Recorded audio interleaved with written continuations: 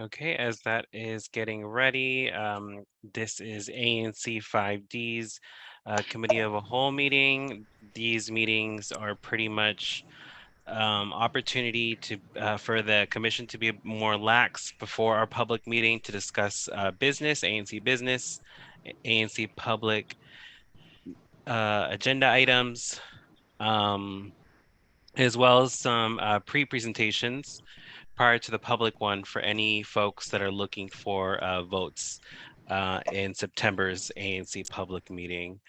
Um, come in terms of the admin side, it's pretty light today. We just have to go over our 5D volunteer who designed the yard signs, Miss Leticia Taylor. She'll be sharing on these yard signs that she designed and taking y'all's feedback so we can move forward. Friendly reminder to the folks watching this live or rewatching this video. The ANC did decide, us as a commission, did decide to move forward with the purchase of yard signs via Fast Signs. We approved that. We approved to get a check signed for that on the invoice that they provided for us. Now is just getting the actual design together so we can move forward with that project. Um, and then also on admin side, just a quick update from Commissioner Cobb on the treasurer's report. And because we have to vote on fiscal year 2024, if I'm not mistaken. And then before we let those guest speakers join us with their presentations, I'll open the floor for any commissioners that have any other admin items that they'd like to discuss. Sounds good? Sounds great. Okay, perfect. Just for the record, I'll do roll call to confirm who's attending tonight's meeting, and then we'll proceed from there. 5D01. I'm here. Okay, 5D02, Present. 5D03, Here. 5D04, Here. 5D05 is myself, I am present. 5D06, Commissioner Henderson's absent. 5D07, Commissioner McCollum is also absent. 5D08. Here. And 5D09. Here. Okay, perfect. So looks like we have quorum at tonight's COW meeting. Again, I don't see any commissioners that are adding any at this time any voting action items. So we'll refrain from voting for stuff to be on the consent calendar for our public meeting. But with that being said, I want to again touch on just the stuff that we have to go over today, which is 2 projects in Union Market. We'll save that for 6:30. And just admin stuff, just go over the design for our yard signs, for the payment that we approved at our last commissions meeting, our ANC meeting, and the fiscal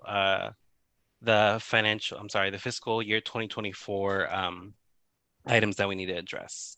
So Commissioner Cobb, I'll let you address that first before we go on to Ms. Taylor.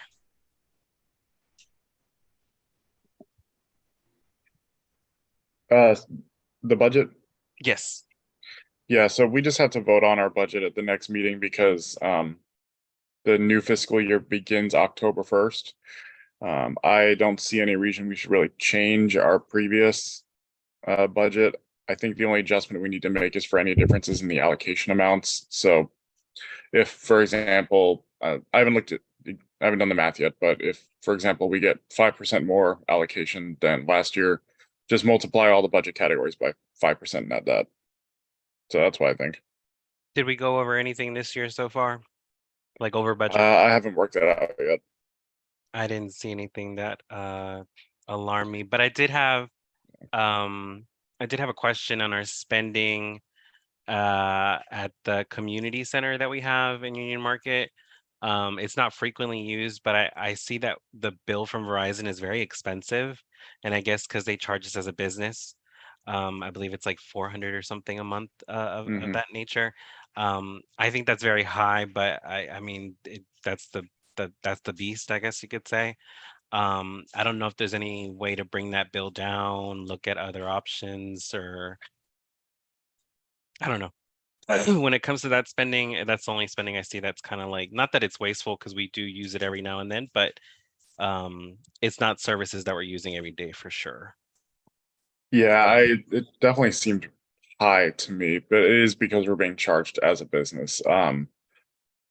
I think I would think we should just probably hold off on making any judgments about it until we're back in person in the room, because if we're doing a hybrid style meeting and we are using the Wi-Fi for live streaming, we have 50 Right.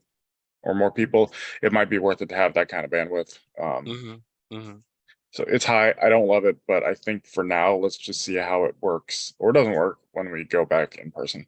Okay, What Commissioner about May. FiOS? Oh, go ahead. Sorry, I think it is FiOS. It is. Oh, It's- okay. Okay, never Yeah, mind. it's Verizon FiOS. Yeah. Oh, okay. Yeah. Commissioner May, you had a question? Yes, yeah, I was wondering if we could so I know I hear what you're saying, Commissioner Cobb, about just sort of reauthorizing, a version of last year's budget with increases in the spending categories based on our allotment. But I don't, as a new member of the ANC who didn't vote on last year's budget, it would be helpful to me if we could review our planned expenses for reasons like what Commissioner Saceda Guzman just mentioned, that some of them may be worth us looking into. I also know that I've had requests from members of my single member district about whether we're gonna stand up a grants committee again, and not that we necessarily have to do that, but I'm a little ignorant about exactly how much our funding is already committed to various planned expenditures. So I think it would be a helpful exercise for me to have a sense of what are our planned allotments or planned expenses, and is there money remaining or expected to be remaining after that. Yeah, there's usually a small balance remaining, but that also includes that's after we've already allocated potential funds for grants and things like that. That's the all-in. That's not the dedicated running expenses like FiOS or what have you. I mean, I didn't know I was going to be talking about this at this meeting, so I haven't done the math. I but wanted can to do talk it. about it just so we can kind of do our homework for the next COW meeting, because I think it should be done by then. Yeah, So, for sure. When does it have to be approved? Sorry. It has to be approved I think it has to be approved at our September meeting, right? Let me go back. We got an email about it, budget with all the timeline and everything.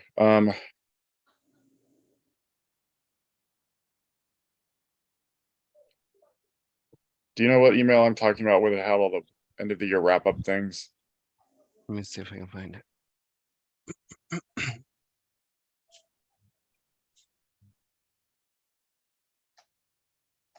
Oh, this says, okay, you should approve your budget in the coming month or at your October meeting. So we do have time.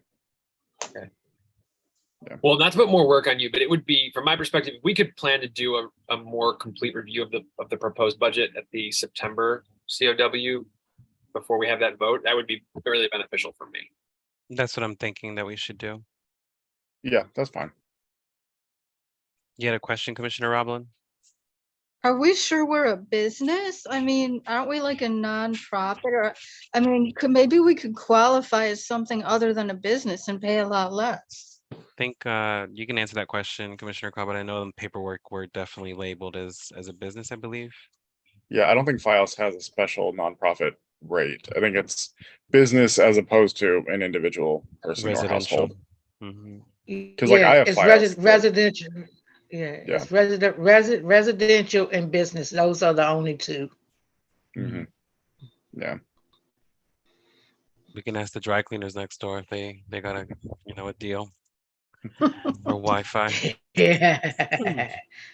Okay, well, so again, that was just my biggest concern really with our budget, just because I see that expense coming in a lot, and I don't feel like we're using the most out of it. But like Commissioner Cobb stated, which is true, we'll be coming soon to having in-person meetings again. So at the end of the day, the Wi-Fi is needed, the internet's needed. It's just, I think those add-on services are what I'm kind of looking at, like, do we need it or do we not? Okay, so I'll ask ANC 5D, all the commissioners here tonight, just be mindful of spending of the commission to discuss it at our next COW meeting, which is Monday, no, not Monday. Well, it is Monday, September 25th. Cool. Before I bring Ms. Taylor on, also wanted to bring attention to the commission that our next public meeting, which is virtual, is September 11th. So if for any reason you as ANC commissioner will not be available that night, just let me know. So I can confirm ahead of time if we have quorum or not for our guests. 2 presenters today are going to be having voting action items, so we'll need quorum to make that vote happen. And just be mindful of that date because I know it could be a holiday or a special day for certain individuals. Any questions on that? Nope. Okay. I'm gonna bring Miss Taylor in so she can discuss what she's been working on. And for my record, I'm just gonna pull up the invoice that we approved.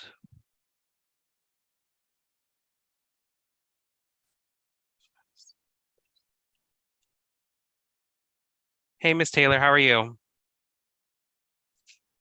I'm doing good. How's everyone doing? Good, good. ANC 5D, this is Leticia Taylor. She is a resident of Trinidad and she's volunteered her time on this project. Leticia, do you want to talk about a bit of your background? Where are you from? Where did you go to school? Okay, well, my name is Leticia. I'm from North Carolina, the 919, Bull City to be exact. I graduated from the best HBCU, North Carolina Central University, and I studied communications with a concentration in public relations. And I went on to get my master's from Elon University in interactive media. So I work now as a digital strategy coordinator for a nonprofit based in Alexandria. Great, thanks for sharing that. Excuse me. With that being said, you're working on our new yard signs that we wanted to develop. Do you have this share screen option so you can show us what you're working on? Yes.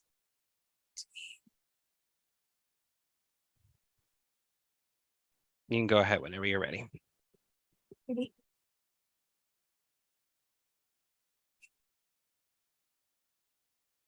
Okay, oopsie. Can everyone see my screen? Yep. Okay, so here is the yard sign that would display a QR code leading to a link that will show the resources that ANC 5D provides to the community.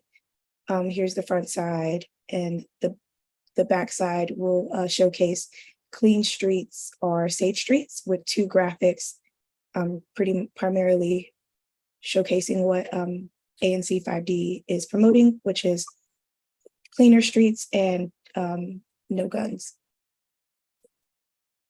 And the resource tab will lead to this page, which will have the upcoming events, different resources, and for the community and friends. So just to clarify, this is what the QR code opens up to? Yes. Got it. And Is there a reason? Go ahead. The QR code located on this screen is for your social media handles. Oh, gotcha. Cool. Can you go back to the sign? Got it. We can go to that one. I guess that's our bread and butter. Okie dokes. So this is what Ms. Taylor's been working on. If any commissioners, or I hope commissioners have comments and feedback, we'll take that now so she can work on a final draft. Commissioner Arbuckle, I think your hand is raised. Hello, awesome work. Thank you. I just wanted to quick say we're 9 commissioners, I believe, not 7. That was just like a little like thing in the resources tab. Okay, thank you. Oh, it sounds like we might need to update on our ANC website as well. Did you get that from the ANC website? Yes. Yeah, we probably need to update that. Thank you, Commissioner Arbuckle, for noting that. Any other commissioners with feedback on the colors, the specific tabs. I did send Leticia a list. I can go over those. So, oh, sorry, go ahead. I just had two notes. I guess a note and a question. First, I guess just speaking for myself, I think I'd like to see ANC 5D highlighted more on the first page. Because it just says what's going on in the community, in the neighborhood. And, you know, if I'm just walking past it, I'm going to miss who's behind it. You know, if it's the ANC that carries a little more weight than if it's just, I don't know, some new group or something. So maybe just have that advertised a little more obviously. Like pop more. Yeah, I see the URL on the bottom. I think that's good. But if there's some way else we could work it in to the graphic or the design, that'd be good. And then the second thing is, so they scan that QR code and it goes to the resources page? Yes, Okay. And then the resources page has a QR code on it. yes, for the social that- media. So how do you scan the QR code on the resources page?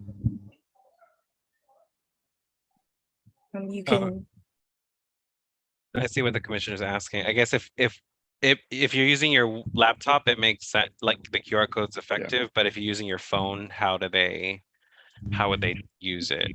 Yeah, because these are supposed to be, you know, these are out in the community, out in public. So presumably most people are going to be accessing this stuff on their phones. okay, thank you.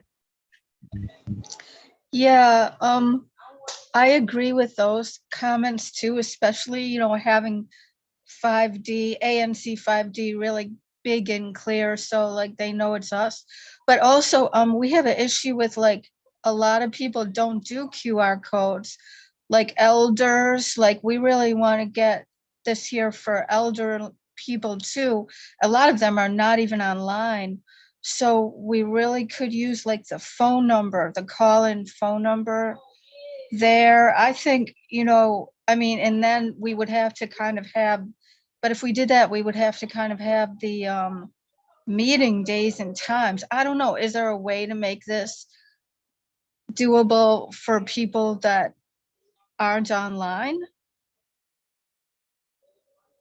Yes, I believe I can add a tab or a specific section where I could list the contact information, social media handles, instead of having the QR code. Commissioner Romilly, are you asking for the actual yard sign, not the resource page? Yeah, for the actual yard sign. So So that they, if they're walking in the neighborhood, they can just be like, oh, we're having a meeting. We have meetings like every Monday at so-and-so, call this phone number.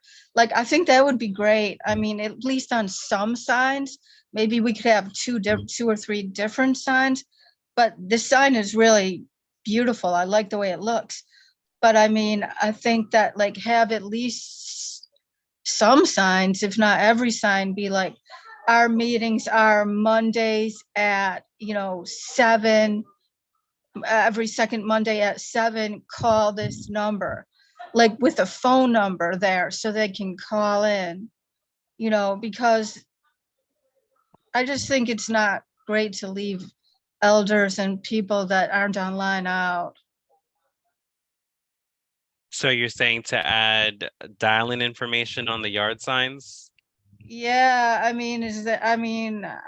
think, yeah. I agree. I'm not a QR person, and I think if we have something, a phone number and the days of the week that the meetings are on, I think that will help with a lot of folks that are not tech savvy. The only thing I'm thinking with that is if we put our ANC number down in the voicemail, the voicemail message, when they call our ANC number, it goes straight to voicemail. The voicemail message can just have the meeting information. We have our meetings every second Monday of the month, excluding blah blah blah blah blah. Please dial 1-800 da da da da da, and member ID is this. We could do that. Yeah, I mean, I was thinking just put the call-in number for the meetings, like at 7 PM, call this number so they'd reach the meeting.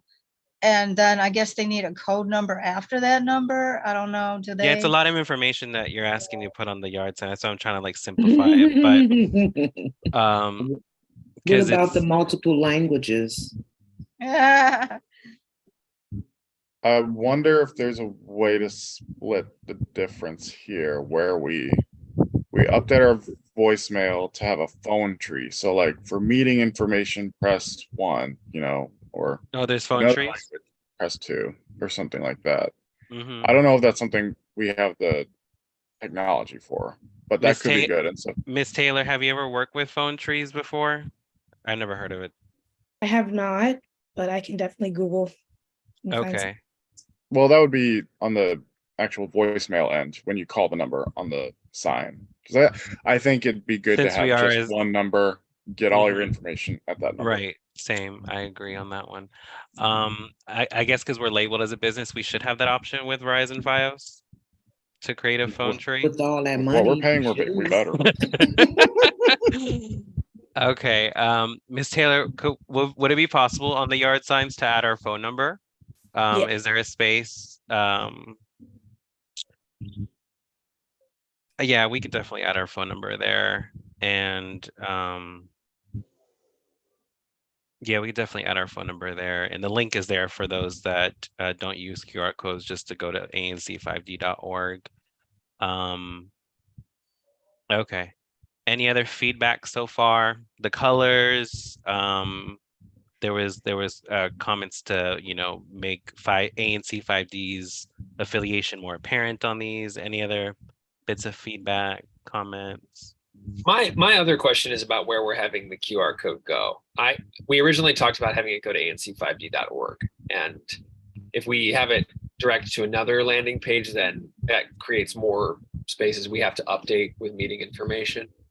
So is there a reason why we're not having it go directly to the website?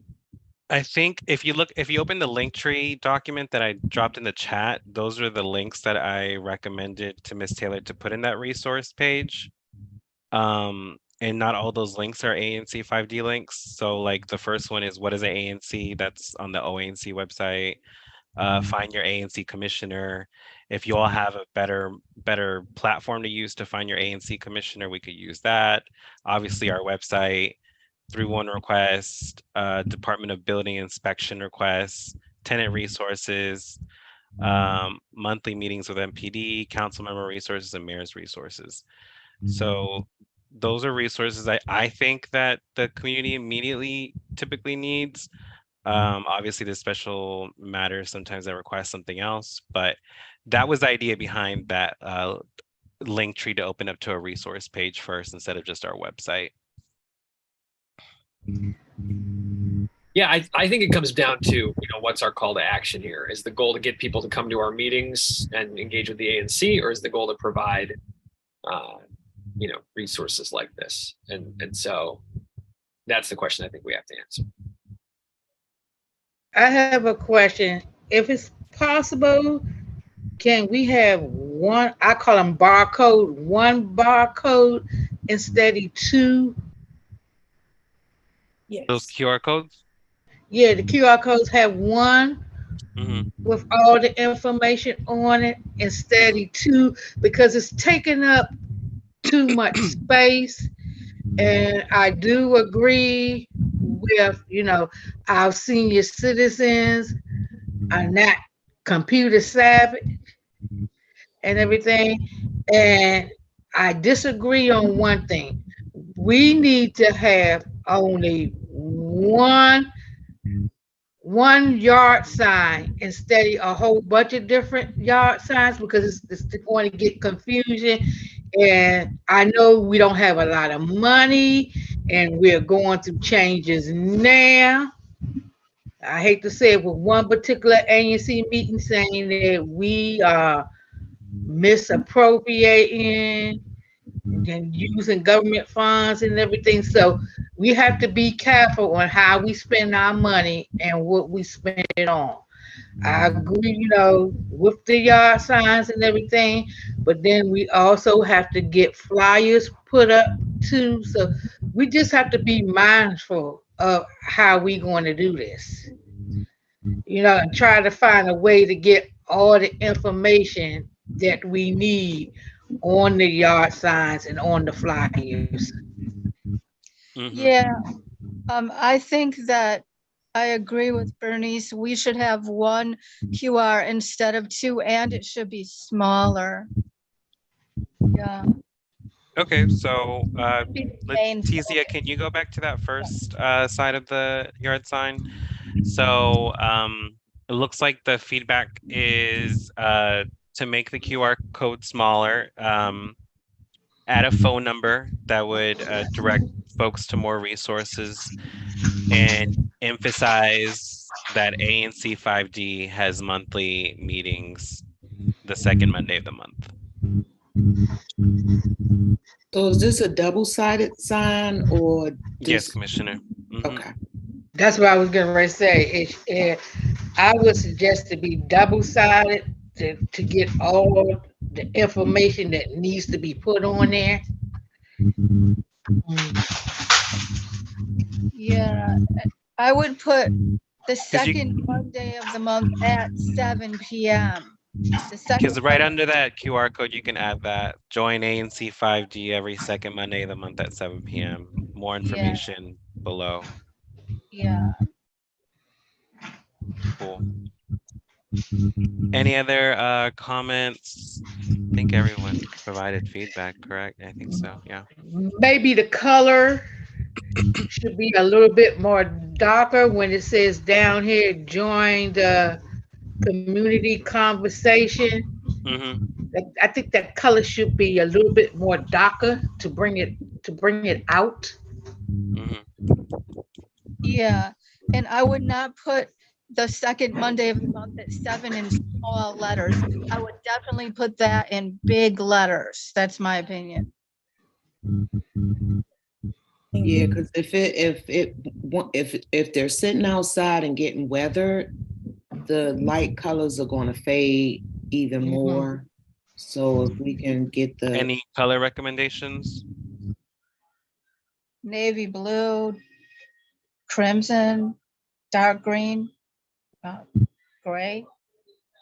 No, gray will No fade. fade. We need Dark dark green. color. Dark Dark green sounds- green, navy dark green blue, sounds red. Black. good. Okay. Yeah, black is a basic color. We need something else besides marketing. black. Yeah, black is a basic color. We need something. midnight blue or purple. Yeah. Purple. That's what I was going to say. Purple. Yeah. Miss Taylor, can since we're going on time, can we, and we don't want to use up too much of your time either, because you already did some good work here. Miss Mhm. Taylor, can you give us maybe 2 or 3 drafts of what we're discussing? Just pretty much at the end of the day, it's gonna be different colors, and that way, I'll send it to the commission via email, and we'll approve it. We'll approve it that way. But did you get the feedback that we gave you on this one? Yes. Okay, perfect. Any other questions or comments for Miss Taylor before we let her go? And if we're doing flyers, I believe the colors are fine. It's just for the yard signs because they're going to be weathered. Those colors would need to be, unless that's going to cost more money, but that's I don't the think last so. comment I have. Okay. Any other ANC? I have a question about the flyers. Those are in color. Yeah, those are in color. Never mind. I think they're already in color. We should do them in color and not in black and white, right? Just for the flyers. Depends who's printing them, but yeah. The OAMC's printing them for free. Yeah, I don't know if they print color though. We have to ask because color costs us. Yeah, Color. they'll give us the black ink, but I don't know about the other ones. Yeah. It Okie would doke. be lovely. It would be lovely if we can get them in color, but color ink costs us. I And doubt we don't so. know if the OAC gonna use color ink. And, You know, they on a budget too. okay. Well, Ms. Taylor, thank you so much for joining us tonight and getting us these drafts together. Hopefully you can take back some of our feedback and draft a final draft so we can so I can circulate that around and get a final vote so we can send it to Fast Sign since they're just waiting for our check and our design. I'll reach out to you directly, and on behalf of the ANC, thank you so much for the time you put into this. Thank you. Thank you. Thank you. Thank you. Thank you for your time, everyone. It was nice meeting you all. Nice meeting you. Yes, beautiful. You welcome. Okay.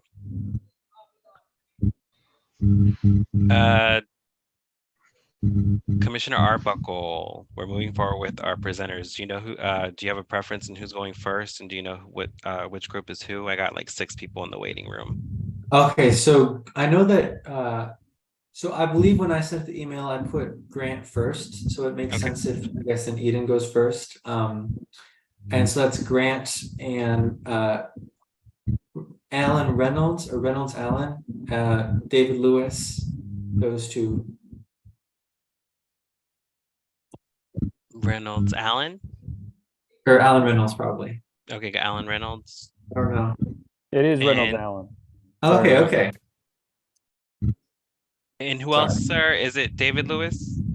Yes, Yeah. Dave Lewis, and I'm Grant Johnson. And is anyone else in your party? Nope, just Okay. us 3. Looks like we're all here then. Commissioner, Perfect. Go ahead, Commissioner Cobb. I have to recuse myself because of my day job, so I'm just gonna go on mute and go up video. Okay, sounds good. The next one's a DDOT project. Okay, sir. Thank you gentlemen, there's 3 of y'all. Thank you so much for joining us today at our Committee of a Whole meeting. This is being broadcast live via YouTube. Commissioner Roblin, I have a bit of static. I'm just going to mute you just so you know. This is being broadcast live via YouTube for the public, and you're presenting tonight on your project in Union Market, where you're eventually asking us to vote on in support of this project at our next public meeting on Monday, September 11th. So we appreciate the time that you guys are giving us today to present on the project, to give us a little bit of insight prior to that public meeting. And we'll have a bit of time at the end to ask some questions, and hopefully you guys can do some due diligence to follow back up before we meet next with the public. With that being said, it's all y'all from here, so you should have the share screen function if you have that presentation, Yep. and you can go ahead and start. First of all, can everyone see my screen and hear me okay? Yep. Great. Well, good evening. Thank you for having us here. My name is Grant Johnson. I'm a director of investment at Eden's. Been here just about 5 years. Reynolds Allen is with me. So Reynolds has been here for about 15 years, managed multiple projects, delivered the New Market building back in 2012 when we did our renovation, did our Fish Street shops here and did La Cosecha, amongst other projects. But we've really been involved in the neighborhood for a long time. We have our attorney, Dave Lewis, on to help with any technical questions. But we've been stewards of the neighborhood for 15 years. We're really excited to introduce this new project at 1271 Fish Street Northeast. This presentation was included with our BZA application, which we submitted the other week. Let us know if you don't have it. We can always follow up and send a copy. But at a high level, we're proposing about 80 to 100 keys of a hotel use, with commercial or hotel uses on the ground floor, the mezzanine, and the rooftop. We are requesting relief from 5 items, which I will walk you through later. But first, I wanted to orient everybody about where the site is and our vision. So the site is located here at 1271 Fish Street. It's a PDR1 zoning and right adjacent to 2 separate PUDs. You can see my mouse. This is the JBG Gaudet Parcel 3. And then this is 500 Morris by Elcor, which is built today. So those PUDs are about 120-foot tall residential buildings, retail on the ground floor. And I'll go kind of into, you can see the blue highlights what's built today. Here's our site. Here's Parcel 3. To orient everybody, here's what the site looks like today. This is, again, Elcor's building with a party wall, Here is our site, a little bit of AstroTurf in front of it. This is view looking down Fish Street. Here's a view kind of right where I'm sitting. I'm in our office right now. So I can actually see the site from my desk. And this is the view I have every day. So this is a site that's near and dear to our hearts. One that we've actually submitted a PUD for back in 2018 or 2019. I forget the exact date, but submitted a PUD for a similar 12-story mixed-use residential over retail. We did not proceed with that building. We executed an easement. I'm gonna skip through a couple slides with JBG and Elcor for the past year for this shared loading and service alley. Oh, sorry. Right here, here's our parcel, Elcor, JBG Gaudet. Here's the alley. This part exists today. The parking lot is here currently that serves Union Market. And eventually this will be this connected loading and service alley.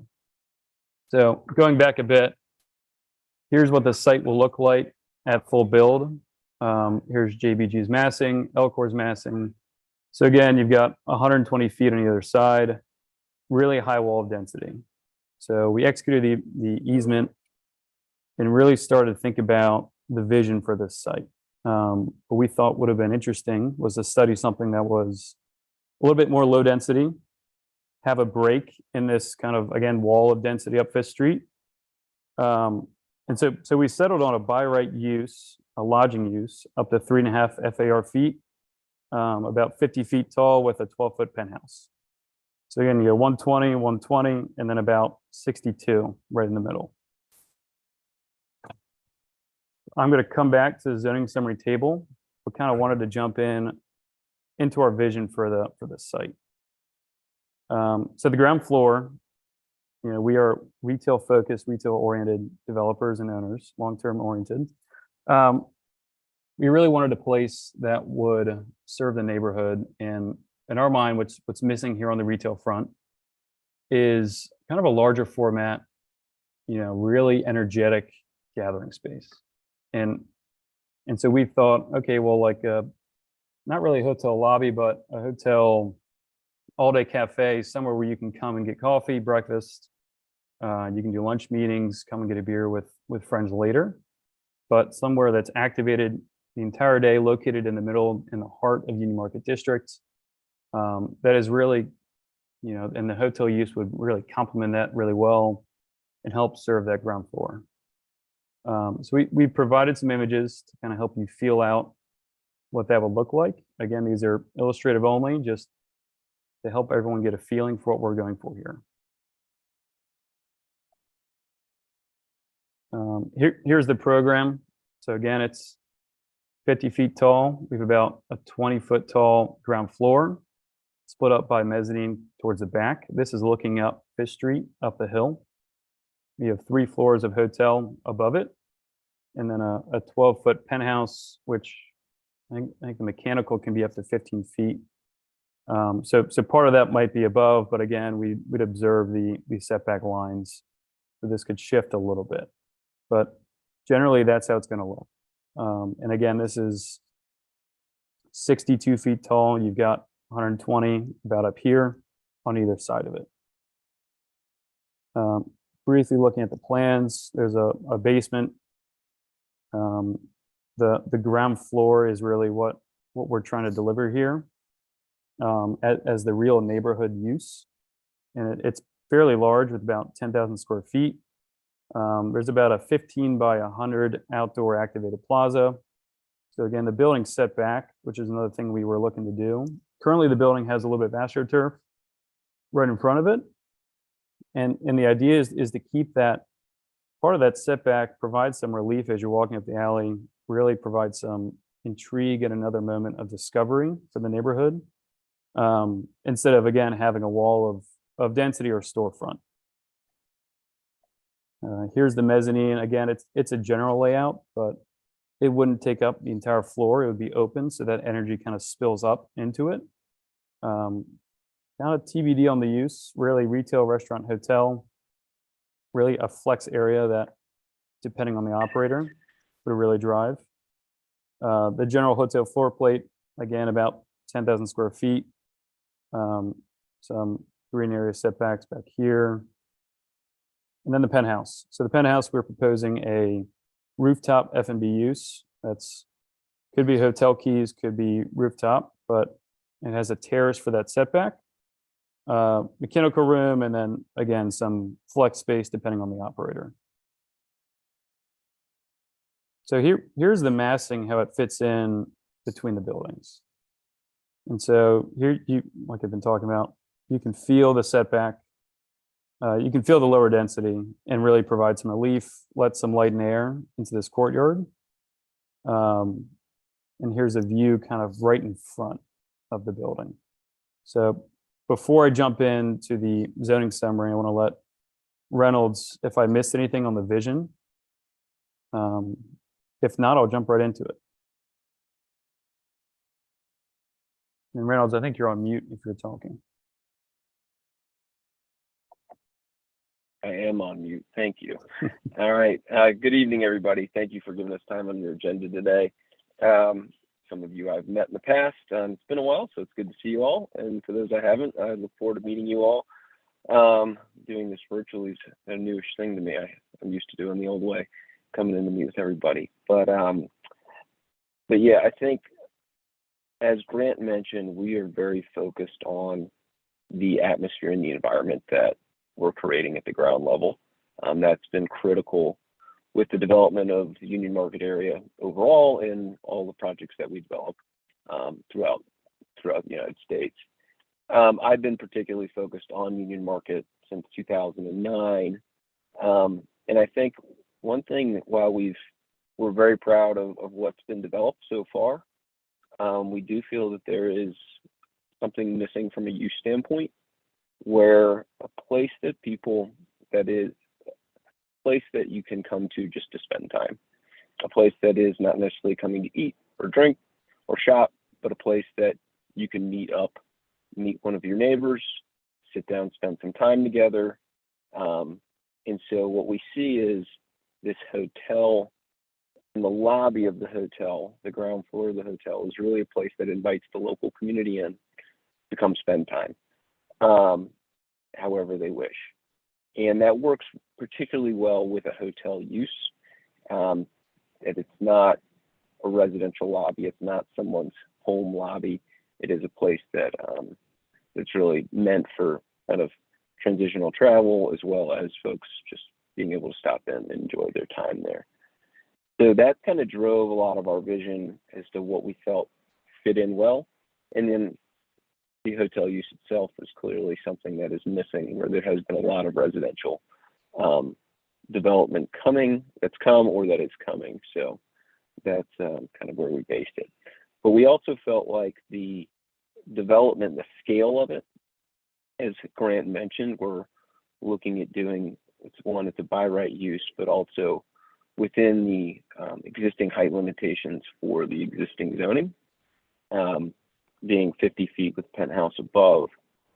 We actually liked the scale of it, giving some relief to both the skyline as well as along the streetscape, with setting the building back another 15 feet to give it some relief along that sidewalk as well, and just be able to create kind of a gap in that streetscape as you move up and down Fifth Street. And then Grant, if you went back to one of the current conditions slides, got pictures of, so keep going. Yeah, right there. As we pointed out, this is a site that is bordered by two high density mixed use projects, one that's existing today and one that is to come, which is the Gallaudet and JBG Smith Parcel 3 development project. So just wanted to kind of set that stage. But Grant, if you want to jump into the special exceptions. Sure. And so here's our summary table. Again, we're asking for 5 exceptions to this by right use. The first being the FAR, which you can see right here. So the PDR1 zone allows up to 3.5 FAR. Some uses are restricted to a 2.0, including hospitality. However, the primary goal of the PDR1 zone is provide local well-paying jobs, which I think leisure use really checks that box. The zoning was also intended to protect areas of low density, with the site having 2 approved PUDs next to it. Going up to 3.5 really fits within the character of that density. It doesn't go outside of the intent. The other is the rear yard, which is a little bit de minimis No, in my sorry, mind. sorry, just to cut you off real quick. Go ahead. When it comes to public meetings, including this one, we don't like acronyms. So make sure you're saying whatever you mean in full. Like you said FAR, you said PDR. Okay. It's making sure for the public as well in the future for your next presentation, just to make sure you're saying everything clearly. Sure. Sorry about that. So Florida area ratio, which Dave, you might have the correct definition, so I don't misspeak. But really is a measurement of how the density fits on the site. So a 2.0 density would be lower than a 3.5 essentially. Anyway, for a simple explanation, if the property is 10,000 square feet, a 2.0 FAR would be 20,000 square feet versus a 3.0 FAR would be 30,000 square feet. So it's the land area times the amount of density that goes on top of it.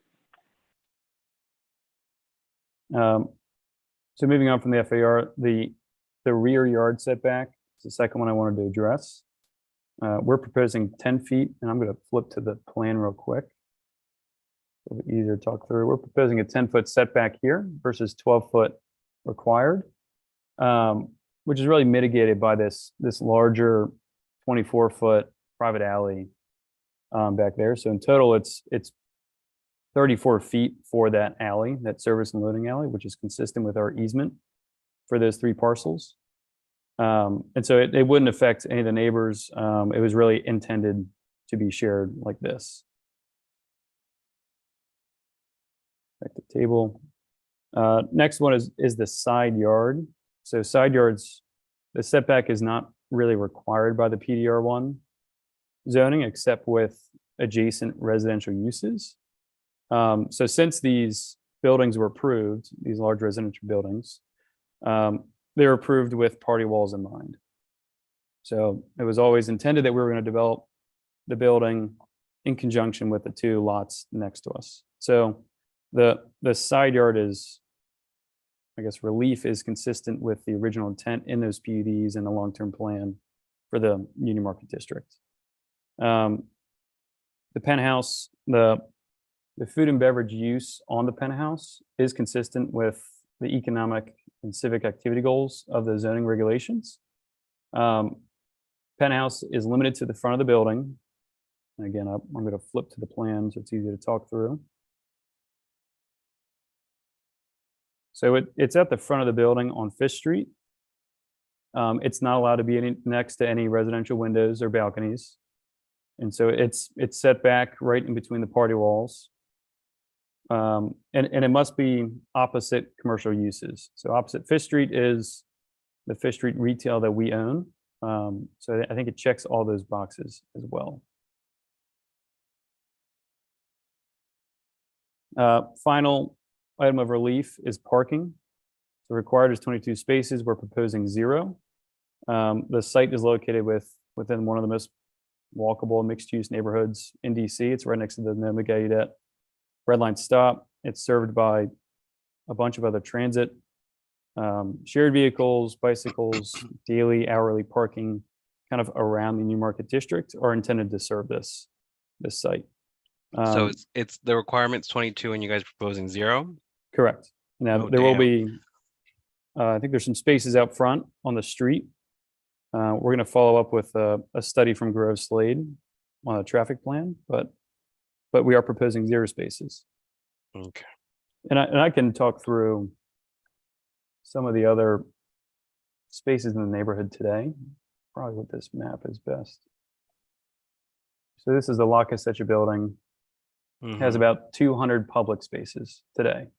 Yeah, until about 6 o'clock when all the people doing construction on the properties in Union Market leave. I mean, which is true. We're just being honest. So we've noticed, we get daily reports. Past 6 months, occupancy is really down about 30% on that garage. As construction on the market terminal stuff is starting to complete, we just delivered the north building as well, which is 150 spaces. That garage will open later this year, and we've got 75 up here in Maurice West. So those are existing spaces today. The biggest issue really of which is educating the consumer about it, about where these are and where they're located. We've invested in signage on this corner coming off the alley. And it still feels like there's a education moment that takes about 3 to 6 months for people to find out it's there. Once on the weekends, if you go in there, it's definitely more consumer driven, obviously. But the garage no longer fills up by 7 a.m. I've parked in here at 10 a.m. during the week, and I might be on the second level, but there's open spaces. So we're monitoring the occupancy of these operating garages, noticing the numbers really start to decline. And the intent really was to outsize these public parking garages for the neighborhood use, to really serve the rest of the buildings as well. And I think there's a couple spaces in Elcor, my numbers might be wrong, maybe about 15 over here. JBG, I think, is about 150 coming next door whenever they develop the building. I think lot 4 has about 70. We have approved about 90 public retail spaces in the PNC building up here. And off the top of my head, I can't remember what Miss Pewdie has, whether it's about 70 or 90 or 100. But so I think with the parking today, we could service it. And then with all these buildings coming online in the future, we'll be able to service both the building itself and additional neighborhood uses.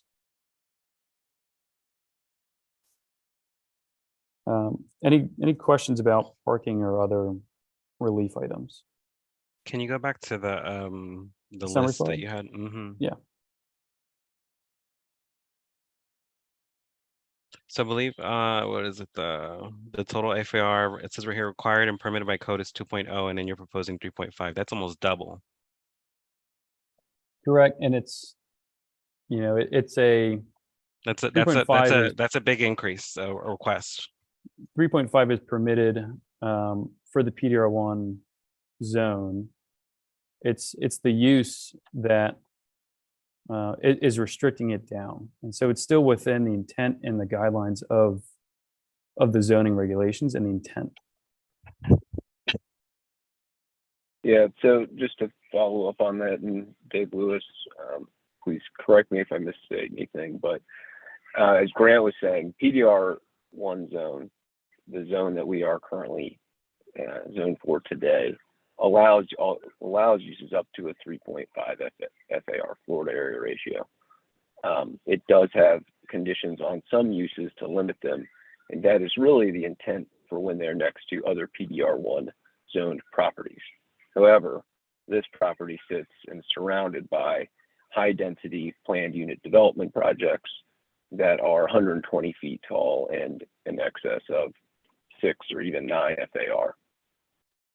So we have reviewed this with the Office of Planning. We have reviewed this with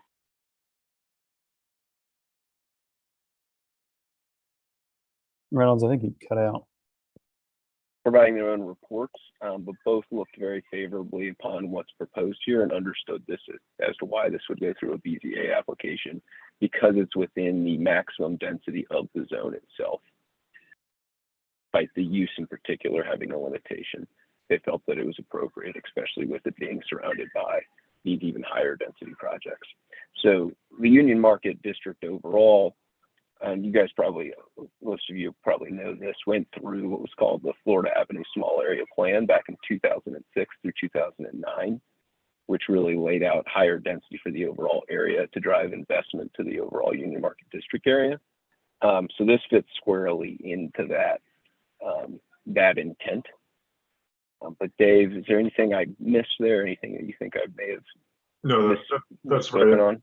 Yeah, that's right, Reynolds. The small area plan, I believe, calls for this site to be between 4 and 6. So it's just a shade under what the small area plan calls for. What's the shade under? You said between 4 and 6. What is it? When you combine the building and the penthouse, it's 3.9 here. And you had mentioned earlier about which part is by right? Is that the penthouse you was talking about? The penthouse So density the is use hybrid. is Oh, go ahead. oh, sorry, Dave. Dave's the one that knows this better than I do, but I was just saying it's the use itself is a by right use. The penthouse is by right as well. The height is by right. So there's a lot of things here that really fit within the existing zoning. It's just that there was this limitation to protect adjacent properties when you were in the PDR1 zone, when they were lower density than what's actually surrounding the property today, or intended or are approved to be built on the adjacent property where the Gallaudet parcel is. So the penthouse will be flush with the other buildings, and Sure. you want. Sabrina, I'm No, going to flip to the in height, Mm-hmm. plan here. So it is, there's a party wall to the buildings that sits, connected to the party wall. It's set back 15 feet plus the additional setback as required by zoning. And then the massing probably shows the height better. So there's that setback I was talking about on the terrace. And as Dave mentioned, it's 50 feet tall, which gets us to the 3.5. And then the penthouse is an additional 0.4, which is, again, Dave, I think that is a by right, the penthouse. It's not an additional FAR we're asking for. It's allowable by right. Correct. And the you said that you all are stressing using metro and public transportation and bicycling and scooters, but there are folks that are their mobility is challenged and might need a parking space. Will there be any like handicap parking nearby so that it can be inclusive? Yeah, so it's a great question, and let me answer a couple different parts. So, and I don't know if I've lost my video, so I can't see you any longer. But I'm not sure you can see me. It's fine. We only have a few minutes left. Okay. So the hotel use in particular, just based off of the type of trips that it drives, is expected to have a much lower number of car trips than any other use would have. From a available parking spaces nearby, as Grant was mentioning, the Morse, which is the building you saw in the pictures that exist today, has 32 public parking spaces in it today, which includes ADA accessible spaces. The garage that will be built on parcel 3 of Gallaudet's parcel 3 and JBG garage will have at least 150 spaces. Those will also include ADA spaces. And then we will have at the curb side of this, we'll have 40 feet of the curb side set aside for valet pickup drop off as well. Uber, Lyft. If you're gonna request the ANC to support this project, we need more details on that specific matter, the lack of parking. So we need better information for our public presentation. Right now, Union Market is the wild, wild west when it comes to vehicles, parking, a lot of the transportation. There's a lot of transportation issues wrong with Union Market. And we get a lot of developers such as yourself present and make promises that, yeah, we gave money to DDOT to do this, to do that. We haven't seen any of that over the course of many years. So for us, I'll say it honestly, for us to support a project like this, we need more details. We need more facts. Because to see a requirement of 22 parking spaces and you're requesting us to overlook that and say no, they don't need any. It's a lot. So we have a lot of issues on Yeah. Moore Street, and this is off of 5th and Moore Street.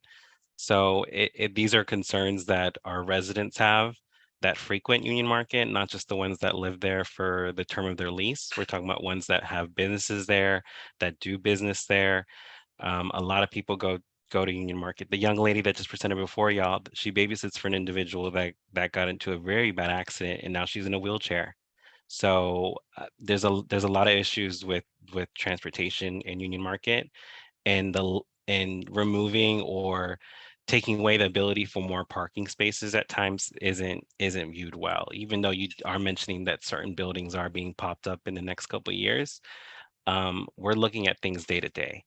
So I would just request more information on that and how you plan to mitigate that, which you're not providing.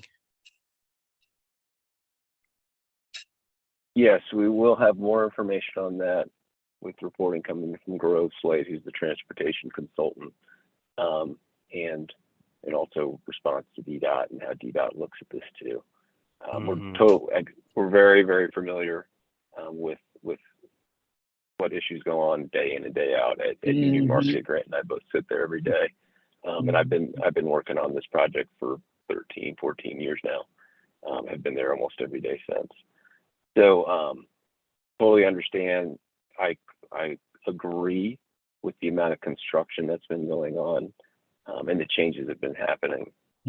Traffic management has been a challenge, but I do think that we are on the cusp of a lot of improvements, including the fact that we've now just finished completing 425 underground new parking spaces, which Grant said there's a lot of education that needs to come with that. But those garages that we've been building have all been built with the anticipation of providing adequate parking in excess to service parcels like smaller ones where building underground parking just isn't actually feasible to do. But your point, absolutely heard. I get it. We're extremely sensitive to it. I hope you know that our business relies on it. Our tenants, our retail partners, all rely on parking. The customers coming and being happy with what happens there is kind of at the absolute core of the overall success of the place. So we get it. Okay. And final question from Commissioner Arbuckle, so we can go on to our next presenters. Hello. I just have a question and if it's not relevant, let me know. So I know that there is, I think that this question will be better asked in email, so I'll ask it in email. Sure. Okay, thank you, Commissioner.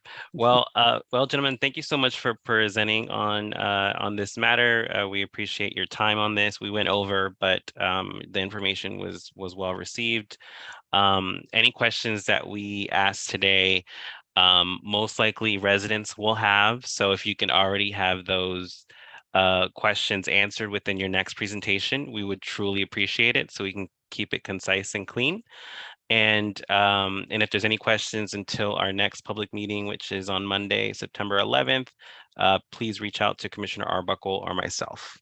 Sure. Thank you all for having us. Appreciate Thank you all very much. All right, thank you. Thank you. Okay, commissioners, I'm going to add our last presenters.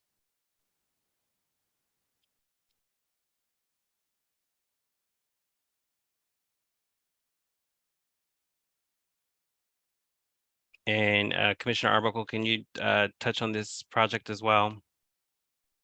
Yeah, I can touch on it a little bit. But I think it would be best I know this is about a JBG Smith development along 6th Street. But if the presenters could give more context, that'd be great, because I kind of just, jumped in recently. So. Absolutely. Hi, everyone. My name is Marissa Geiser. I'm with JBG Smith. We're coming to you tonight to talk about our public space applications for the 6th Street development project. So I'm going to go ahead and share my screen here, and then we can just tell you more about it. Right.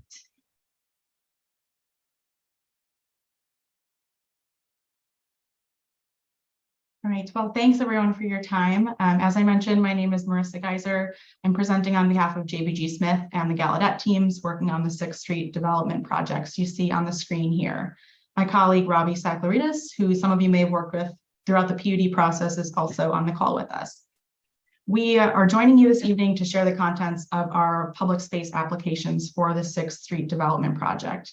We have submitted them, and as you're aware, the ANC approval is required. So we wanted to really just sit down with you guys, share what our designs are, and address any questions or comments you may have as you review our application. So just to quickly orient everyone, you can see this is 6th Street here. If you can see my cursor that runs north-south. Parcel 3 of the project is on the west side in blue here, and parcel 2 is on the east side of 6th Street in green. The Union Market building is just north of parcel 3. Parcel 3 will be the surface parking lot in front of Union Market that exists today.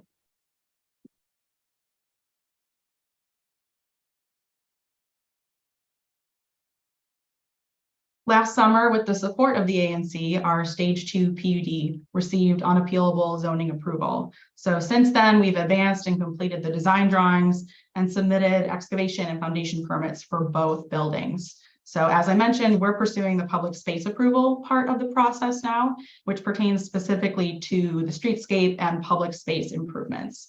So on the screen here, we pulled out the portions of the PUD benefits and amenities package that specifically apply to the streetscape. So we kind of broke them up into 2 categories. One is pedestrian experience, and the second is traffic mitigation. So you can see here, our commitments were to provide streetscape improvements on all the parcels. We also incorporated depth-based design, which is a really cool feature of the project, in collaboration with Gallaudet University to make sure we're providing an accessible community for the deaf and hard of hearing population. We're also redeveloping 6th Street to really prioritize the pedestrians. So doing things like narrowing the right of way to help slow the traffic, installing a protected bike lane, and installing a tabletop crossing at 6th Street that can slow traffic at this major pedestrian crossing point between Union Market and Gallaudet. From a traffic perspective, we're also introducing a new Tapscott realignment that will help break up the long run between 5th and 6th Street. We're contributing a new traffic signal at Moore Street, and we'll show you that in the plans in a second. Installing 3 traffic management cameras for DDOT's use, and also making a contribution toward the implementation of the NOMA Gallaudet station. Additionally, we wanted to just mention that we've been working closely with the Union Market streetscape design guidelines as well. So you'll see those reflected in the drawings. And we've also been working closely with DDOT to make sure that everything we presented in the PUD process is still something that works with their long and short-term goals. So what you see on the screen here, oh, go ahead, Stephen, I think I see your hand up. Yeah, thanks. I saw that one of the things was installing a protected bike lane on 6th Street. Yes. Isn't there already a protected bike lane on 6th Street? There is. It has, I would say, it's minorly protective. It has little, I forget, flexi posts along 6th Street. So what you'll see here is a more robust protection. So we've got street trees that line the cycle track all the way running north, and then additional buffer between the actual sidewalk for the walking pedestrians and the cycle track. So really just providing additional buffer to make it even safer for cyclists, pedestrians, and cars. Okay, you anticipated my next question, so I might have more questions, but I'll wait until the presentation's done. Absolutely, yeah. Feel free to interrupt me at any point. I'm happy to make this as informal as possible.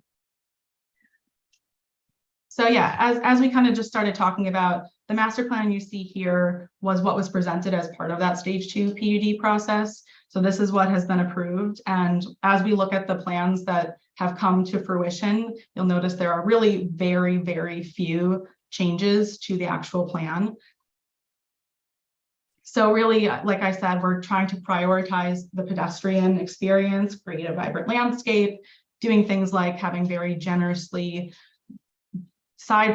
sidewalks, using materials to notify pedestrians of potential conflicts. So you see material changes happening at all those main intersection points, including street trees and plantings to really bring some greenery into Union Market, which I think we all can agree it definitely needs.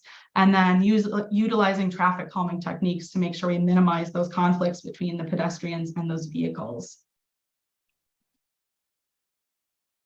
So looking here, just to kind of show you where we're currently at, parcel 2, these are the existing conditions. So this first view here is on 6th Street, looking southeast toward parcel 2. That's the existing structured parking on Gallaudet's campus. You can see in the foreground here, this is the crossing that currently connects Union Market with the Gallaudet campus. So there is a crossing, but as you can see, there's not really much markings or anything to make sure those pedestrians are crossing safely. And this road gets pretty busy at times. And then you can see also just another view here, looking east toward parcel 2. Again, you can see the flexi posts of where that bike lane currently is. That's pretty much all that's separating the current bike lane from the car traffic, as well as, you notice there's very little green, and the sidewalk, the cyclists, and the auto cars are also kind of, interspersed. They don't really have much buffer between them. Parcel 3, very similar. You can see the surface parking lot here is where the parcel 3 building will be constructed. Again, there's not a lot of greenery. You see cars, pedestrians, and potentially cyclists all kind of intermingled there. And the view on the bottom here is from 5th Street, looking east toward parcel 3.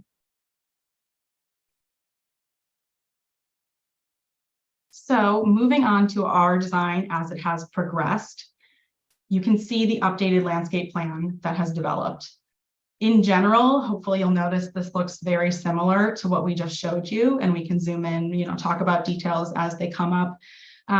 But you'll notice the cycle track still running north. We've got the trees protecting both sides, lush greenery. We've got a raised crossing. All of the things that we committed to in the PUD are here. So we're really, really excited to bring this vision to the neighborhood. Before I move on to some specific points, you'll notice that I have some outlines here designating different portions of the project. And we wanted to just clarify this because it might cause a little bit of confusion in the applications. So we actually submitted the project in 3 different applications. And really what this came about from was speaking with DDOT. So you'll see the different applications outlined here, but essentially the primary reason for this was just coordination of this work that's happening in 6th Street. There's a raised crossing and a variety of different infrastructure improvements that if you build one side and not the other, it really doesn't have anything to connect to. So we wanted to separate this out that way. Parcel 3 could go first, parcel 2 could go first, and vice versa to allow the ultimate flexibility for the projects moving forward.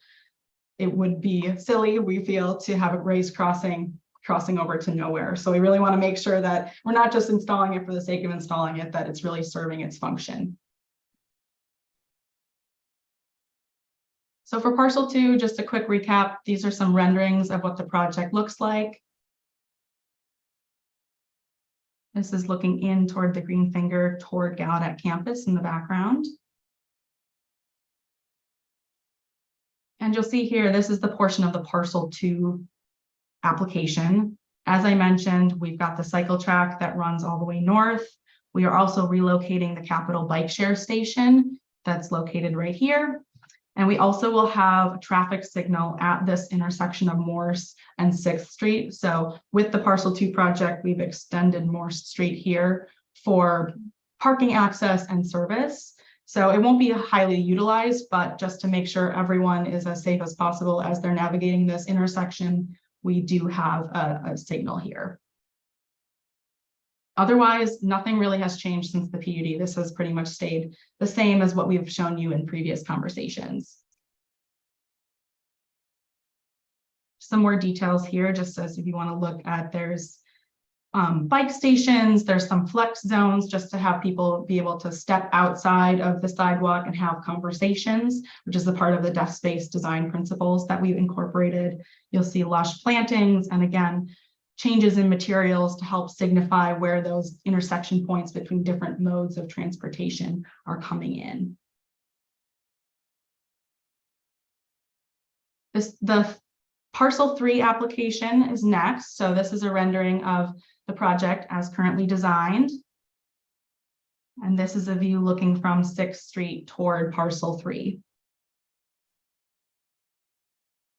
Again, very similar to Parcel 2, there's really hasn't been much change since the BUD process. We've got the street trees, we've got very generous sidewalks and material changes, all of those things that we just have already discussed. You'll notice the sidewalk is a little bit wider on the west side, and that's so that the retail can spill out and really activate 5th Street as well, which we're really excited about. Again, more details, you can see we have bike racks and trash receptacles, and I've started to really think through the materiality of all of these intersections. 5th Street, again, same thing. You see there's a variety of different crossings to make sure pedestrians can cross 5th Street safely as well.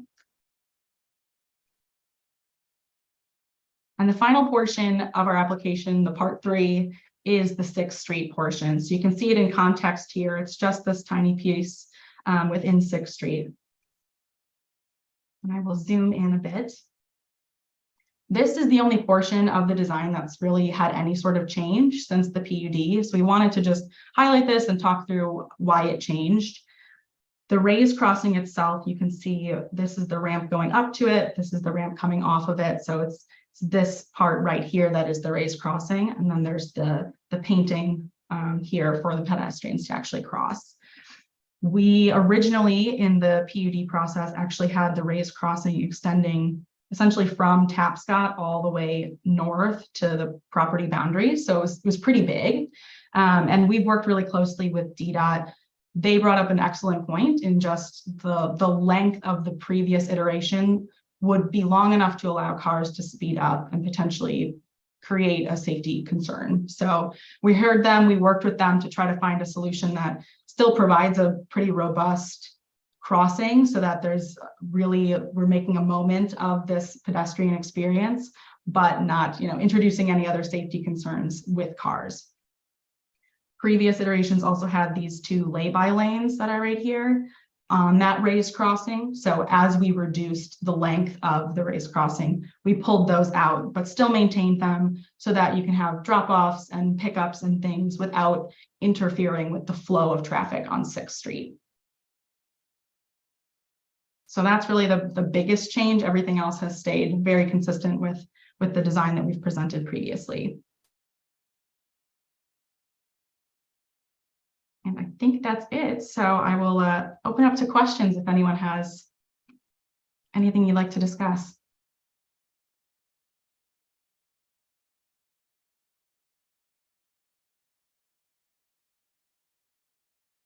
Sorry, I unmute myself.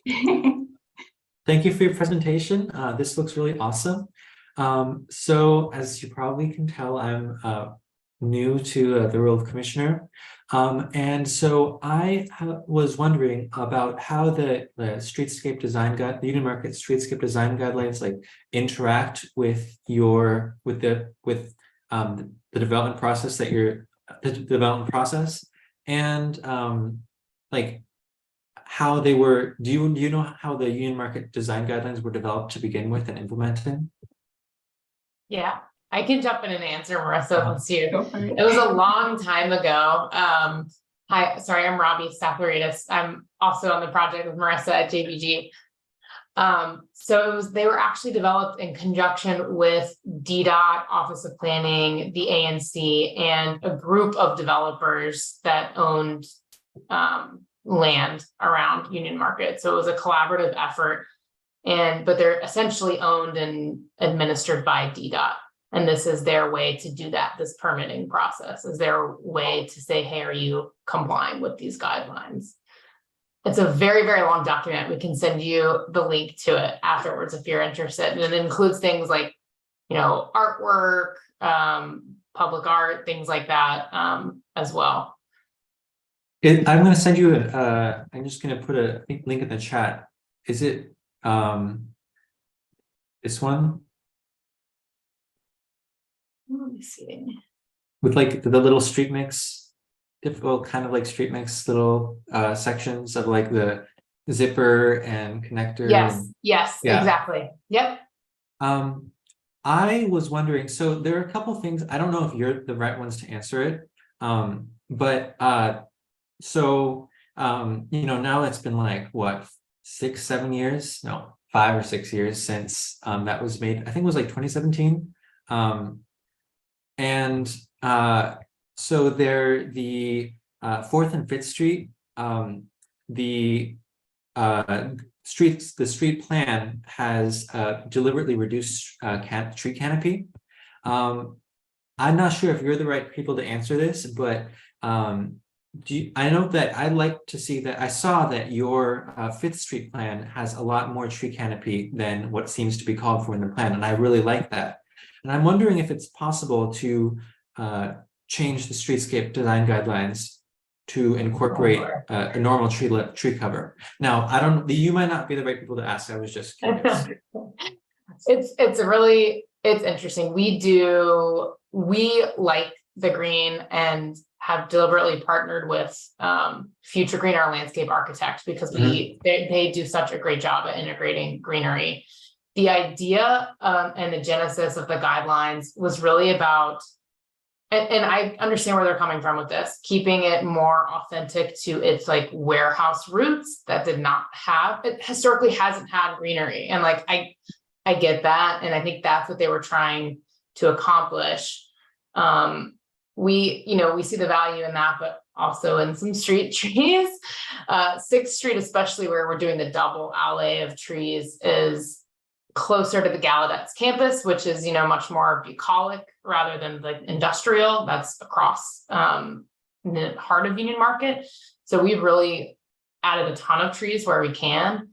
If I know that DDOT is requiring other developers to essentially plant trees elsewhere or make a donation to their tree fund in lieu of trees if they don't do it for the guidelines. So I know it's not necessarily right here where you may want them, but at least trees are going somewhere in the district. All this to say, I don't think they can be changed. It was like a very lengthy process that was very long, and a lot of it has been developed already, which is the other thing. Like there are only a few parcels left that aren't all the way through the process, a large way through the process, I guess. But I would go to DDOT if I were you. Okay. Hopefully that Thank helps. you. But, yeah, it does.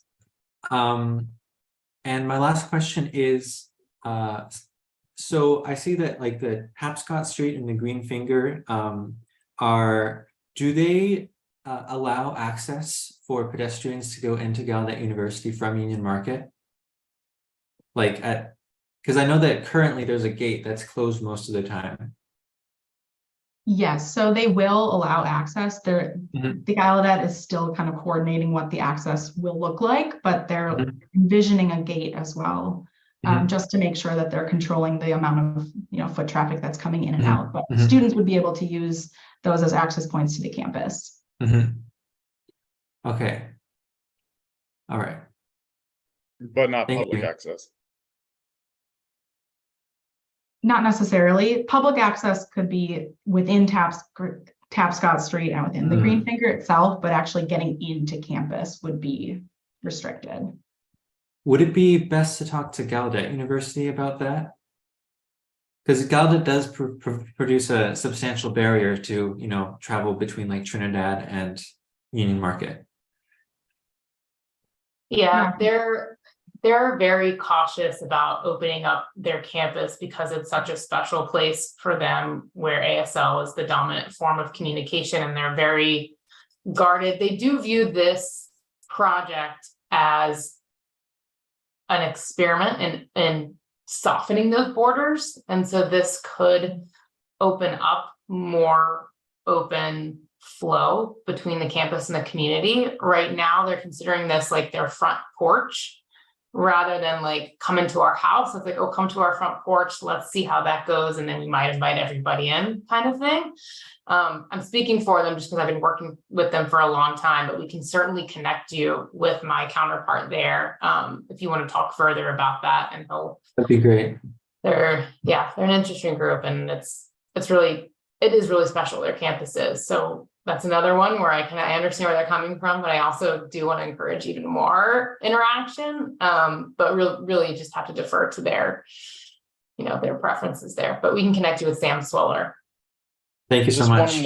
Just one more note on that, so everyone knows. At one point, Gallaudet did have a community connection program or something like that allowed non-student access to the campus, and you have to like get up like a photo and a background check and all that. And I actually did all that, and I got the card, and then the pandemic hit, and so I have never really used it. But I know that there is some way for the public to get controlled access onto Gallaudet's campus, and so there is a way. There's a precedent for it. It wouldn't be a new thing for Gallaudet. I didn't know that after like 5 years of working with them. I had no idea. That's interesting. Yeah, and we are hoping that the fences here will at least be soft or open during daylight hours, like from dawn to dusk. But they do also on their campus have an elementary and lower school for deaf children, so they're just very wary of having cars and open access through there, and protection of not only university students but also younger deaf population. But Sam can tell you even more about all of that. Quick question. So the open, because when we spoke a couple years ago, we were talking about the open access to Gallaudet for the public. And then, and I had a concern about that because that's never been so as far as anybody from DC was concerned. That was like a no-go going on to their campus. So now they're rethinking the open concept of the campus. I think somewhat. I mean, this isn't like a press release like Gallaudet's opening their doors by any means, but I think they do want to further integrate with the surrounding community. I think there's still going to be a fence and controlled access for all those security reasons I was talking about, but a part of this project on the lower portion of the screen that's in blue there is their concept of Creativity Way, which includes knowledge studios and really encourages, their idea is to encourage education of the general population, residents of DC, visitors, tourists, about the deaf community and how they communicate and all the research they're doing in linguistics and communication on campus. So this part of the project, while it's not technically on campus, is meant to sort of like be that first step of integration and communication with interaction, I guess I should say, with the community outside of campus. And then there's also parcel one, if I zoom out, that's on the corner. It's not part of our project. That's going to be Gallaudet only and will come in a later phase. But that building right where like the hand mouse is going to be like sort of, they call it a corner building. It's sort of like a flagship building with a theater in it for different kinds of performing arts and visual arts for the deaf community, but for the public to come see and take part in as well. So that's why I was saying it's sort of like a first step of this integration rather than saying like, here, take down the walls to our campus.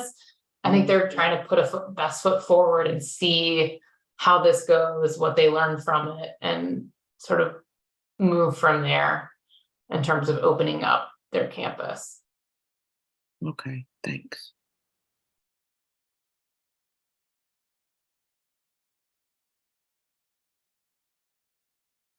Are there any other questions from the commissioners for our presenters? Anything that we want them to harp on at our next public meeting with the public? I thought this was a great presentation, and I'm excited for the streetscape improvements. They look great. Thank you. We are too. And just to clarify, were there any out of the ordinary asks that you would say that this project is touching? No, Right. wouldn't say so. Okay. From the last time you all presented to the ANC, I mean, it seems like you guys are staying on a steady track here. So if you have any, I don't recall, I don't remember if I saw it on this presentation, but just if you can just remind the public when you do present next month of just some expectations of what this construction is going to look like and how it would affect them directly. I think that would be just the one touch that I would love to see for our public meeting. Other than that, I think everything was pretty clear and informative. Great, will do. Okay, perfect. Are there any other questions from the ANC before we let them go? Okay, perfect. Thank you, ladies, for coming out tonight. And sorry it started a little late for y'all, but we appreciate the time that y'all gave us today. No worries. Thank you so much. Thank you. See you on September. Okay, perfect. So we touched on those two presentations that will be on September's public meeting. Commissioners, do any of y'all have any voting action items that will be addressing or voting on outside of the F24 budget that we need to approve? No. Okay. So it sounds like next month's meeting is going to be a little light. I did get in touch with Kevin Horgan, our zoning chair. He says he doesn't really have anything on his desk either. So items are pretty light for next month's meeting. So that'll be that for September. I am asking for volunteers out of the commission that are tech savvy, preferably, to join our working committee with myself and our parliamentarian, Commissioner McCollum, for our first in-person meeting, which I was corrected, and it's set for October 16th. So any ANC commissioners, I'm looking for at least 4 or 5 of us to make sure that that room is set up and ready to manage not only the public in person, but just a meeting virtually, because it will have to be hybrid. So I'll definitely seek people's assistance there. And also to the commissioners, I'm trying to theme that October meeting with public safety and public resources when it comes to public safety. So I do have a list of potential presenters, which includes the commander, Cure the Streets, and some other folks that are engaged in public safety. Why? Because this is our first meeting that we're returning, and it would be really nice for folks just to know face-to-face who's who when it comes to certain things in the community. And if you do have a resolution or a letter that you'll be presenting in October, just let me know in advance. Again, not that I'm telling you all you can't present a resolution or letter of support for something, but being that it'll be our first in-person one, I do expect it to be interesting. So if we can keep the agenda light, we won't have to be there till 11 o'clock. And if anybody disagrees, feel free to chime in, because I would love to hear your insight on why you probably want to stay that late in Union Market. Not that Union Market is the best place, that's just where our community center is. With that being said, again, I'll be following up with public agenda items to see if for any reason you have something that popped up that needs to be addressed. Other than that, I'll follow up with Ms. Taylor on the yard signs, and Commissioner Arbuckle, just making sure that we get these folks situated for our public meeting. But other than that, does anyone else have anything to share for tonight's meeting before I call for adjourning? Yes, the Roach Brown and Mr. Gooch, who's the senior program manager of the men's shelter on New York Avenue, he wanted to present in September. Do we have room for him? Yeah, we actually do, since we don't have it much voting going on. Commissioner Reed, Commissioner May, did you also have something to say? Yeah, I was just going to quickly note. So I just for everyone's awareness. So I had previously checked in with OANC about virtual meeting guidance, and they told me, this is going to sound super weird, but basically, as we know, authorization will expire on October 10th, which is before our October meetings. So we're planning to meet in person. They did tell me that there is currently legislation pending to take effect October 23rd that reauthorizes virtual meetings. So I don't know if they're going to address the gap. They might. The council, that is, but even if they don't, I think we're going to have the option to decide on meeting modality again. If nothing else, starting again for the November meeting. So that's something I wanted to put out there because I think we may need to have that conversation at some point. Okay. Well, will we be able to talk about that at our October COW? Definitely. I mean, we're not going to have. I mean, right now, it looks like now the guidance says we have to meet in person in October. It falls in the gap. So. Anyway, I just wanted to flag that. I'm not against an in-person meeting. I think it's going to be interesting, but I think there are some. I like them, but yeah, it's not going to be easy. I'll give it that much. Okay. So yeah, with that being said, thank you, Commissioner May, for adding that information. Again, yes, Commissioner Rhodes, we can add them to the agenda since we don't have much to discuss or vote on outside of these two projects that were presented to us today for September. But for October, again, to my ANC colleagues, I love y'all. If we can try to keep that agenda light, I would really appreciate it, just so we can make it a really effective and clean meeting. I hope I say that correctly. So with that being said, we'll follow up on what's needed to be followed up on. And I make a motion that we adjourn tonight's COW meeting. Can I get a second? Second. Second by Commissioner Arbuckle. All in favor of adjourning tonight's meeting, say aye. Aye. Aye. Okay, motion carries. Go ahead, y'all. Y'all have a good rest of your night. Be safe. Good night.